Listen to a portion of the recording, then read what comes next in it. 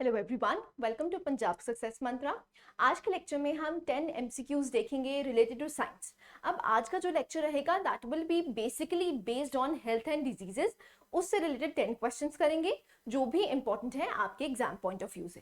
So let's start the session. उसे जाने से पहले आप कुछ हमारे फ्री इनिशिएटिव देख सकते हैं। फॉर एग्जाम्पल, आपसे करंट अफेयर्स डिस्कस किए जाते हैं 10:15। ऐसे ही अगर हम बात करते हैं मैथ्स एंड रीजनिंग की, वो डिस्कस की जाती है एट 12। ऐसे ही जीएस क्लासेस जो भी आपके पंजाब एग्जाम्स के लिए रेलेवेंट हैं वो आपसे डिस्कस किया जाता है 2 PM। इंग्लिश की अगर बात करते हैं तो 5 PM। ऐसे ही जो डेली करंट अफेयर्स इशू है पीसीएस के लिए वो आपसे डिस्कस किए जाते हैं 6 o'clock। And last is daily 10 MCQs revision जो कि आपसे डिस्कस की जाती है 9 PM। So let's start the questions. First question for the day: which of the following are the reasons for occurrence of multi-drug resistance in microbial pathogens in India? अब देखिए यहाँ पर क्या बात करी जा रही है, किसकी बात करी जा रही है? Multi drug resistance. देखिए मल्टी ड्रग रेजिस्टेंस का मतलब क्या होता है कि जब आप दवाइयां भी खा रहे हैं लेकिन वो दवाइयां एक्चुअली में आपको बेनिफिट कर ही नहीं रही। फॉर एग्जाम्पल, जो एंटीबायोटिक्स हैं आप खाते हैं क्या करने के लिए? बैक्टीरियल इन्फेक्शन को मारने के लिए, किल करने के लिए। लेकिन अब क्या है, वो बैक्टीरिया रेजिस्टेंट हो चुका है किससे? उन मेडिसिन से। उस कंडीशन को बोला जाता है मल्टी ड्रग रेजिस्टेंस। ठीक है, उसके लिए आपसे क्वेश्चंस पूछे गए हैं। पहला स्टेटमेंट है genetic predisposition of some people. Number 2, taking incorrect doses of antibiotics to cure diseases. Third आता है using antibiotics in livestock farming. और is it the fourth one, multiple chronic diseases in some people. इसका consequence पूछा जा रहा है कि इसकी वजह से होगा क्या।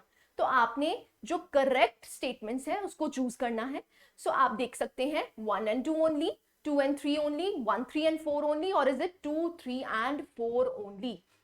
वीडियो को पॉज कीजिए और अपना आंसर मार्क कीजिए। बहुत ही इजी क्वेश्चन है अगर आपने मल्टी ड्रग रेजिस्टेंस के बारे में पढ़ा है, राइट?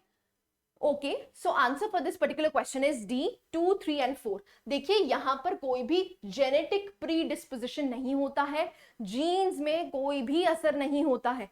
अगर हम मल्टी ड्रग रेजिस्टेंस की बात करते हैं तो जब हम अपने एंटीबायोटिक्स को इनकरेक्टली यूज करते हैं या फिर ओवर यूज कर देते हैं तो उसकी वजह से जो बैक्टीरिया है वो रेजिस्टेंस हो जाता है।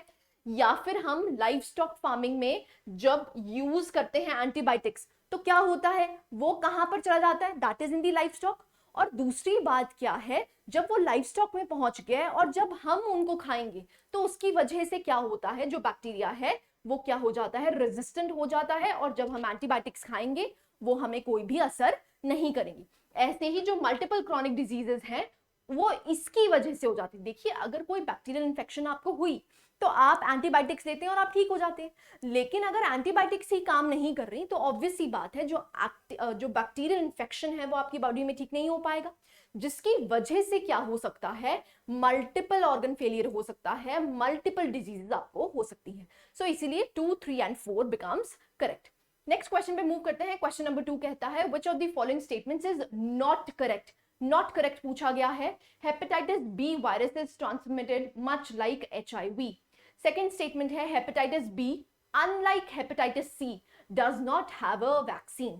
थर्ड स्टेटमेंट है globally the number of people infected with hepatitis B and C viruses are several times more than those infected with HIV.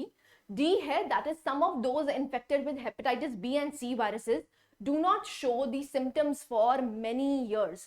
आपको इनकरेक्ट स्टेटमेंट बनाना है, नॉट करेक्ट स्टेटमेंट बनाना है। वीडियो को पॉज कीजिए और अपना आंसर मार्क कीजिए। Okay, answer for this particular question is B. देखिए यहां पर बोला गया है hepatitis B unlike hepatitis C does not have a vaccine. देखिए हेपेटाइटिस बी के लिए वैक्सीन अवेलेबल है, हेपेटाइटिस सी के लिए अवेलेबल नहीं है, लेकिन हेपेटाइटिस बी के लिए ये अवेलेबल है। इसीलिए ये वाला जो स्टेटमेंट है वो इनकरेक्ट हो जाता है। तो अगर हम हेपेटाइटिस की बात करते हैं, जनरली ये कॉज किसकी वजह से होता है? वायरस की वजह से होता है। क्या है जनरली? देखिए अगर आप अल्कोहल ज्यादा कंज्यूम करते हैं तो उसकी वजह से भी हेपेटाइटिस हो सकता है। क्यों? क्योंकि एक्चुअली में किसको इन्फेक्ट करता है? लिवर को इन्फेक्ट करता है, इन्फ्लेमेट कर देता है। सो उससे लिवर सिरोसिस भी हो सकता है अगर अल्कोहल कंजम्पशन बहुत ज्यादा है। सो यहाँ पर क्या है, अगर हम इसकी ट्रीटमेंट की बात करते हैं तो आपको hepatitis A, B, C, D और ई देखने को मिलता है। अगर ए और बी की बात करते हैं, देखिए जो ए है वो फीकल ओरल कंटामिनेटेड फूड या वाटर से होता है, चाहे फिर वो वायरस हो चाहे फिर वो बैक्टीरिया हो, उससे हेपेटाइटिस हो सकता है। लेकिन अगर हम यहाँ पर हेपेटाइटिस बी की बात करते हैं तो सेक्सुअली ट्रांसमिट होता है या फिर ब्लड टू ब्लड, जिसको बोला जाता है ब्लड इन्फ्यूजन। ऐसी अगर हम हेपेटाइटिस सी की बात करते हैं तो blood to blood again sexual transmission से भी हो सकता है। ऐसे ही अगर हेपेटाइटिस डी की बात करते हैं तो यहाँ पर क्या है, हेपेटाइटिस डी तभी होगा जब आपको हेपेटाइटिस बी है। अगर हेपेटाइटिस बी है तभी it can lead to hepatitis D. ये बहुत इंपॉर्टेंट है, याद रखिएगा। अगर हम हेपेटाइटिस ई की बात करते हैं तो again it is by the contaminated food और वाटर। सो अगर हम वैक्सीन की बात करते हैं तो यहां पर आप देख सकते हैं हमारे पास हेपेटाइटिस ए और हेपेटाइटिस बी के लिए वैक्सीन एग्जिस्ट करती हैं। इसीलिए जो आपका सेकंड स्टेटमेंट था वो इनकरेक्ट हो जाता है। ठीक है जी। So this is all about the hepatitis virus. Next question पे चलते हैं, क्वेश्चन नंबर 3। क्वेश्चन नंबर 3 कहता है in tropical regions Zika virus disease is transmitted by the same mosquito that transmits dengue. Second statement है sexual transmission of Zika virus disease is possible. अब आपको correct options बतानी है, 1 only, 2 only, both 1 and 2 only, और is it D neither 1 nor 2। Zika के बारे में है, काफी ज्यादा न्यूज में रहता है, इसीलिए जीका जो है वो इंपॉर्टेंट हो जाता है। बहुत ही इजी क्वेश्चन है, वीडियो को पॉज कीजिए और अपना आंसर मार्क कीजिए। Okay, answer for this particular question is both 1 and 2। सो दोनों ही करेक्ट हैं। देखिए जो जीका वायरस है वो किसकी वजह से होती है? Aedes aegypti. डेंगू भी किसकी वजह से होता है? Aedes aegypti. तो जो यहाँ पर वेक्टर है वो दोनों के लिए सेम है। दूसरी बात करी जा रही है कि सेक्सुअल ट्रांसमिशन इसका पॉसिबल है। देखिए आपने न्यूज में बहुत ज्यादा पढ़ा होगा, जब जीका वायरस था तो जो प्रेग्नेंट वुमेन है वो एक्चुअली में अपने बच्चे को ये ट्रांसफर कर देती हैं, जिसकी वजह से माइक्रोसेफली होता है।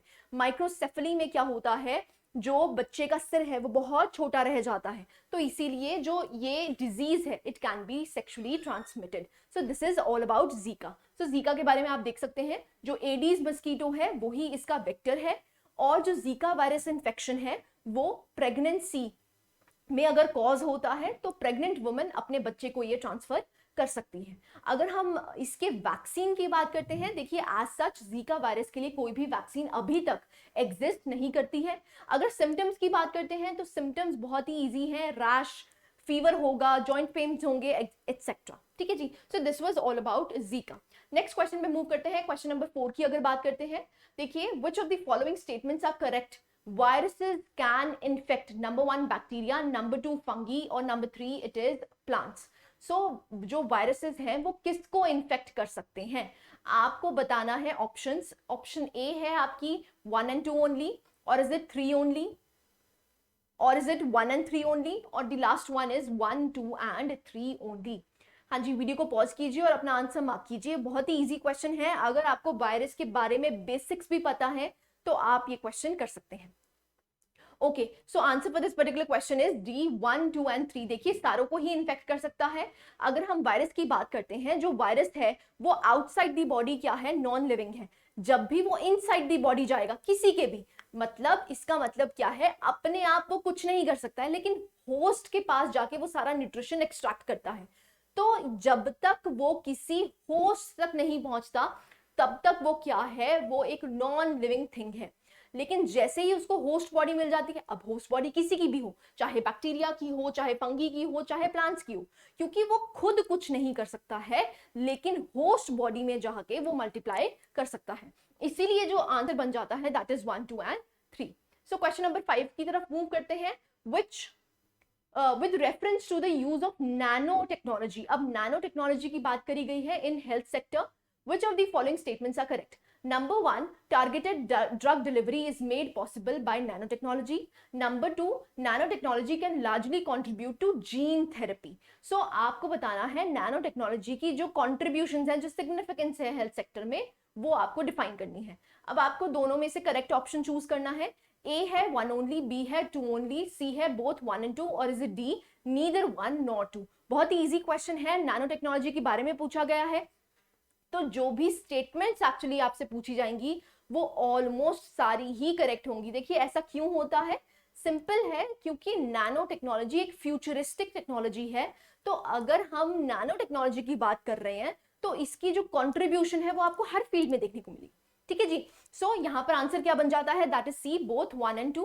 क्यों? क्योंकि ये जो आपकी टारगेटेड ड्रग डिलीवरी है, देखिए सपोज है डी हमें टारगेट करना है स्पेसिफिक सेल्स को।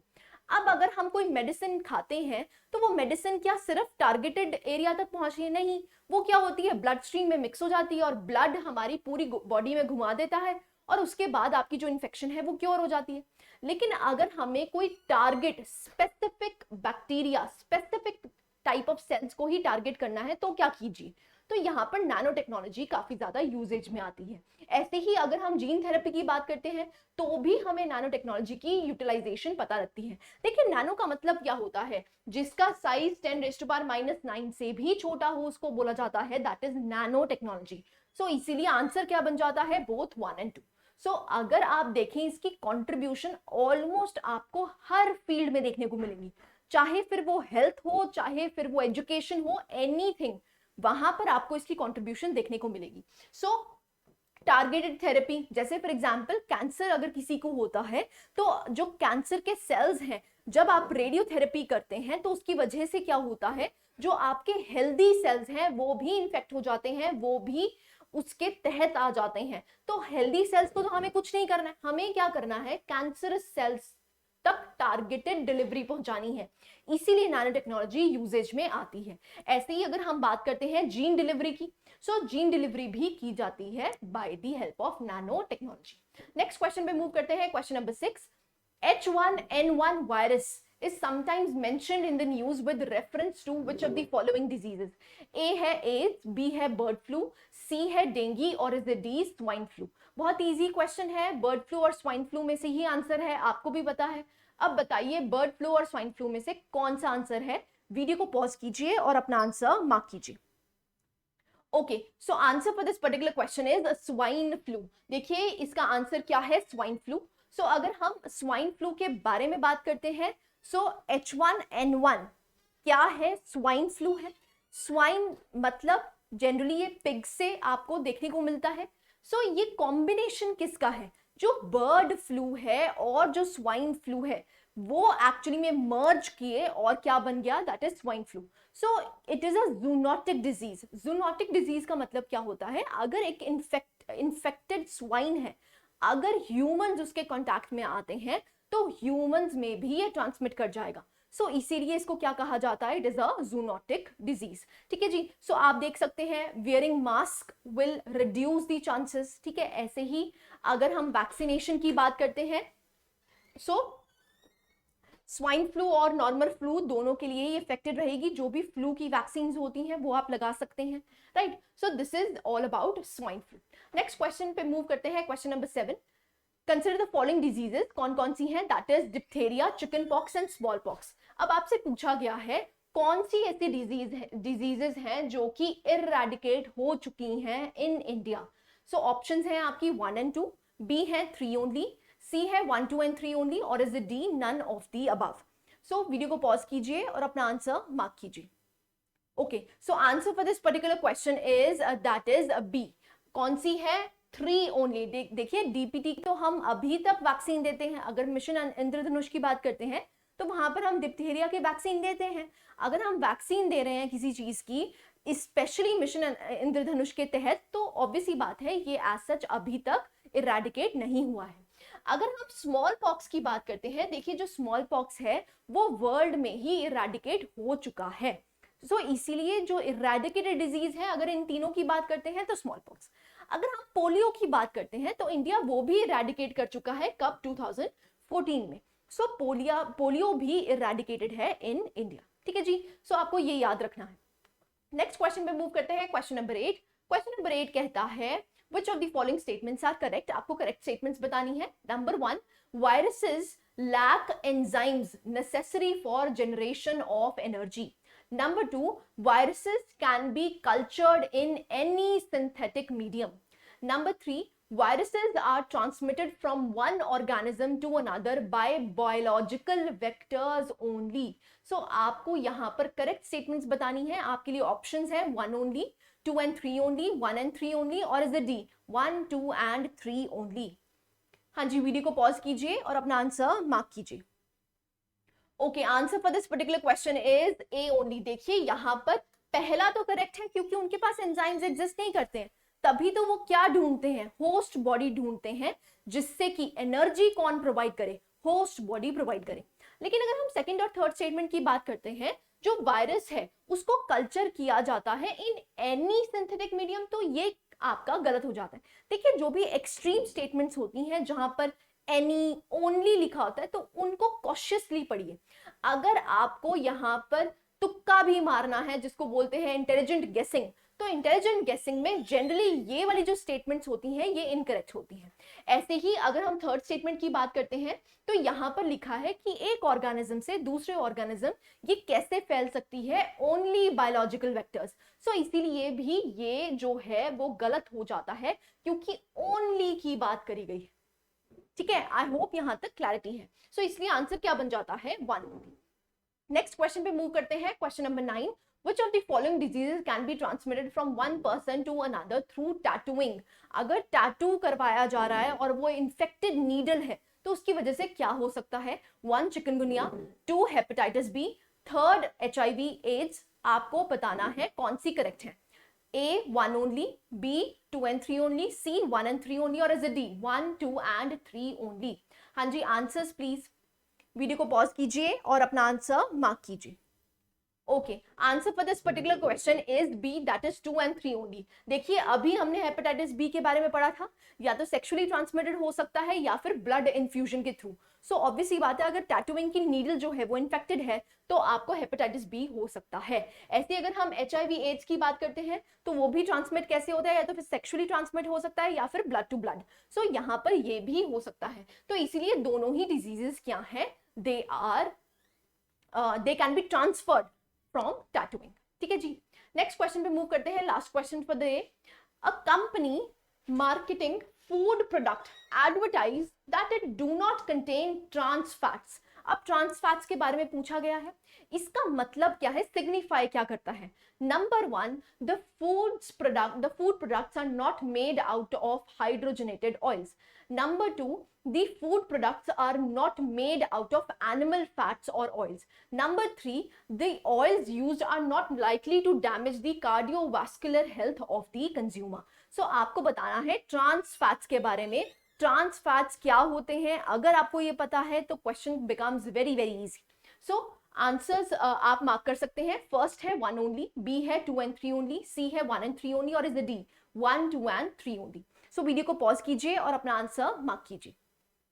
Okay, so answer for this particular question is 1, 2 and 3. सो देखिए ट्रांस फैट का मतलब क्या होता है, जब भी आप सैचुरेटेड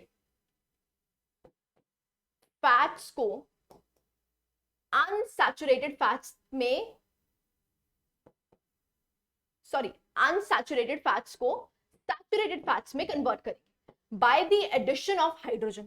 अब देखिए यहां पर क्या होता है, अनसैचुरेटेड का मतलब क्या होता है, वो कार्बन कंपाउंड्स जिसमें आपको डबल बॉन्ड या फिर ट्रिपल बॉन्ड देखने को मिलता है. तो यहां पर जनरली हम क्या करते हैं, वेजिटेबल ऑयल को अगर आपको घी में कन्वर्ट करना है with the addition of hydrogen, आप कर सकते हैं, और उस पर्टिकुलर घी को बोला जाता है ट्रांस फैट. तो जो भी आप बर्गर्स खाते हैं, चीज खाते हैं, पिज्जा खाते हैं, उसमें आपको क्या देखने को मिलता है, ट्रांस फैट्स देखने को मिलता है. अब आपने सुना होगा जो भी ट्रांस फैट्स होते हैं वो आपकी बॉडी के लिए हेल्दी नहीं है. क्यों हेल्दी नहीं है, क्योंकि ये आपकी आर्टरीज में क्या करने लग जाते हैं, लाइनिंग बनाना शुरू कर देते हैं ऑयल की, जिसकी वजह से जो ब्लड फ्लो है वो रिस्ट्रिक्टेड रहता है, और वो नहीं होना चाहिए. It can lead to heart attack. इसलिए जो ट्रांस फैट्स हैं वो क्या हैं, they should be reduced in your diet. So यहाँ पर क्या बात करी जाती है कि जो भी पैकेज्ड फूड्स हैं उसमें ट्रांस फूड्स ना हो. तो पहला statement is correct, the food products are not made out of hydrogenated oils are not me, यहाँ पर are made out of hydrogenated oils, so this becomes correct. ऐसे ही the food products are not made out of animal fats और oils. हाँ that's correct, क्योंकि यहाँ पर animal oil या फिर उसकी बात तो नहीं कर रहे, क्योंकि यहाँ पर ट्रांस फैट्स की बात कर रहे हैं. ट्रांस फैट्स का मतलब ही क्या होता है, जो हाइड्रोजनेटेड ऑयल्स होते हैं. ठीक है जी. सो आपका आंसर क्या बन जाता है, that is D, 1, 2 and 3 only. ठीक है जी. So this was all about this session. आप कुछ हमारे फ्री इनिशिएटिव्स और पेड इनिशिएटिव्स देख सकते हैं. So this was it. Thank you very much.